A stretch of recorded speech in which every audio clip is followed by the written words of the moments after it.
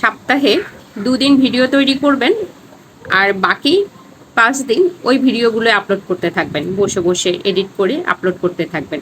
সেটা কিভাবে করবেন এবং সপ্তাহে প্রতিদিন কিভাবে পেজে ভিডিও আপলোড করবেন, আর কিভাবে ভিডিও তৈরি করলে কাজটা সহজ হয়ে যায় সেটা নিয়ে কথা বলবো। যারা একদম নতুন ওনাদের জন্য আমার কন্টেন্ট, যারা অভিজ্ঞ যারা পারেন ওনাদের জন্য আসলে কিছু বলার নেই। আমি নিজেও খুব ক্ষুদ্র মানুষ, আমি প্রতিনিয়ত শিখছি। কিন্তু দেখা যায় যে অনেকে যখন নতুন নতুন কন্টেন্ট ক্রিয়েট করতে শুরু করেন তখন প্রথম 1 মাস 1.5 মাস ভিডিও আপলোড করতে ভালো লাগে, পরে নয় একটা প্যারা হয়ে যায় যে কখন ভিডিও তৈরি করব, কোন টপিকে করব, কিভাবে করব, অনেক হ্যাসেল হয়ে যায়। সেক্ষেত্রে তারা কি করতে পারেন, সপ্তাহে মাত্র 2 দিন ভিডিও তৈরি করবেন। যে 2 দিন আপনার মনে হয় যেন আপনার বাসায় কাজকর্ম একটু কম থাকে, আপনি সময় বেশি পান, মানসিকভাবে রিলিফ থাকেন। আসলে মানসিক প্রশান্তিটা যে কোনো কাজের স্পিড বাড়িয়ে দেয়। আপনি মানসিকভাবে যে 2 দিন একটু স্টেবল থাকবেন, কোনো ধরনের বাহিরে প্যারা থাকবে না, বাচ্চাদের স্কুল বন্ধ থাকবে, ওই 2টা দিন আপনি একটু বেশি করে ভিডিও তৈরি করে রাখবেন।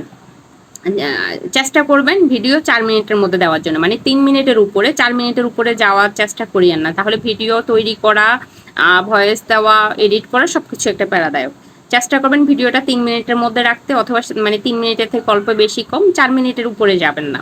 সেক্ষেত্রে কি হয়, আপনি যদি এই ধরনের ভিডিওগুলো মানে 3 মিনিট 4 মিনিটের ভিডিও আপলোড করেন, তাহলে আপনি একদিনে 3টা 4টা ভিডিও তৈরি করে ফেলতে পারেন। সেক্ষেত্রে সপ্তাহে 2 দিনে আপনার প্রায় ধরেন মিনিমাম তো আপনার 7-8টা ভিডিও তৈরি হয়ে যাওয়ার কথা।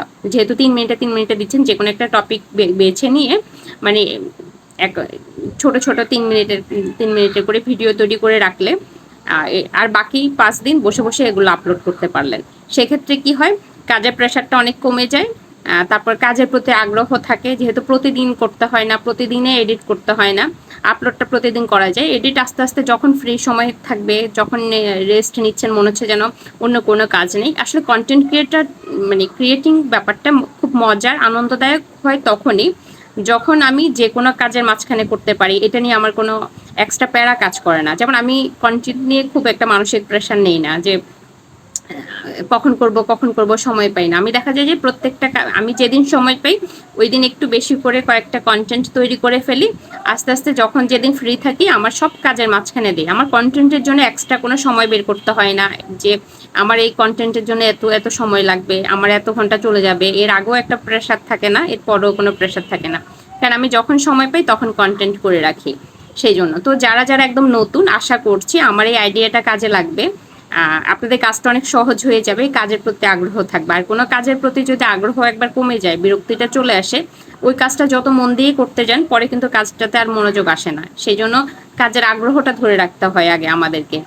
কাজের আগ্রহ ধরে রাখতে হলে কাজে প্রেশার নেওয়া যায় না। ধন্যবাদ সবাইকে, ভালো থাকবেন।